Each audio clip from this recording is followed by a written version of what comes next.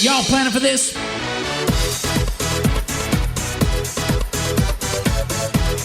Welcome back to the Perfect RIA Mini Pod. I'm your host, Micah Shalansky, and I want to take a quick minute and focus on some business value adds that we need to be thinking about right now. And even though we think everybody might know about this stuff, it's amazing the dissemination of information. Everything is out there, but not everybody realizes what is out there. So one of the things that we've been able to add a lot of value to our clients well after the initial legislation came through was actually PPP loans. PPP loans are still alive and healthy and in place today. As of the airing of this podcast, there's over $1 billion, or recording, excuse me, of this podcast, there's over $1 billion still available in unclaimed PPP money that's there. So I want to explain a couple ways that we're helping out with our clients to be able to add values. Number one, their attorneys, their bankers, their accountants, CPAs, et cetera, are not reaching out to them. Yes, you may have one or two that are actually doing it. The vast majority across the board are not reaching out. So this is a solid way that you could add value. Now, if you reached out to a client and they've already taken the PPP, or their accountant already talked about it, and you said, hey, you just wanted to make sure you took advantage of this and you want to know if you had any questions, is there any downside to that? No, there's not, right? This shows that you're trying to help them out. Again, we go back to the dishwasher rule. If you do something for a client, they don't know about it, do you get any credit? Absolutely not. So you got to make sure you're communicating this with them. Now, if a client's already taken it, you want to follow up with it. Have they filled out the forgiveness form that was there? Did they do it timely? Do they have any questions? Do they understand the tax implications of not being able to potentially deduct the things that they paid for the PPP money? How is that going to work for taxes, right? You're bringing these things up well in advance. This is value. Now, there's a lot of even self-employed people that missed the first go around, so to speak, or did think they were eligible for it, that we're reaching back out to as our clients and having them apply for the PPP money.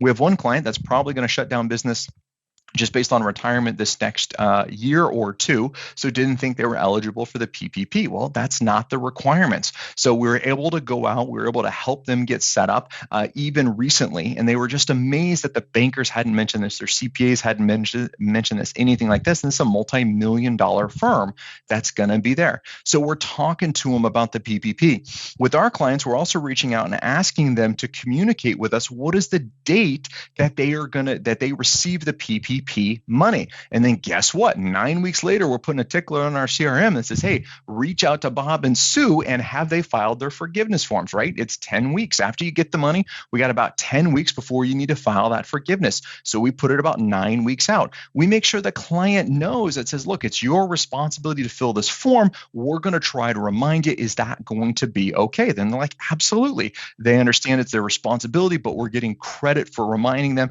And if they're on top of it, their CPA is on top of it, and we just touch up on it to make sure it's done. If they got any questions, again, this is adding value to those client relationships. I want to talk about something else that at least came here locally, and I think it's coming out. We've seen it through the other parts of the lower 48, is we're seeing that the government, local governments, are publishing even small companies that receive PPP money. So one of the things, as soon as we found out that this was happening, we reached out to our employers that got PPP money, and we helped strategize, what does that mean?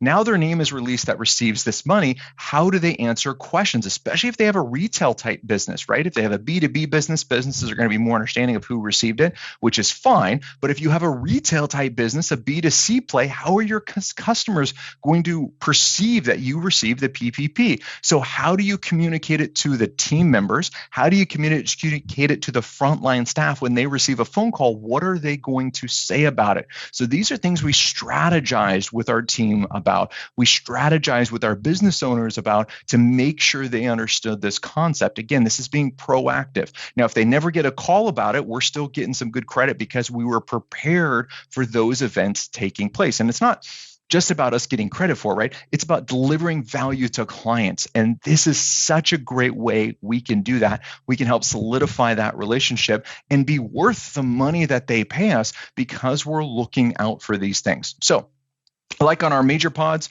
that we put out, we absolutely want to make sure this is about value to you and things are taking place and action items to you. So make sure you take action on this. Is there anyone you haven't talked to about PPP? Do you need to follow up with anyone? Should you ask about taxes? Should you ask about the 10-week forgiveness, right? Forgiveness form if they've submitted that? Make sure those things are in progress and get those things done. Add value to your clients. And like always, until next time, happy planning. Hold on before we go. Something that you need to know. This isn't tax, legal, or investment advice. That isn't our intent. Information designed to change lives. Financial planning can make you thrive. Start today, don't think twice. Be a better husband, father, mother, and wife. The perfect RIA, the perfect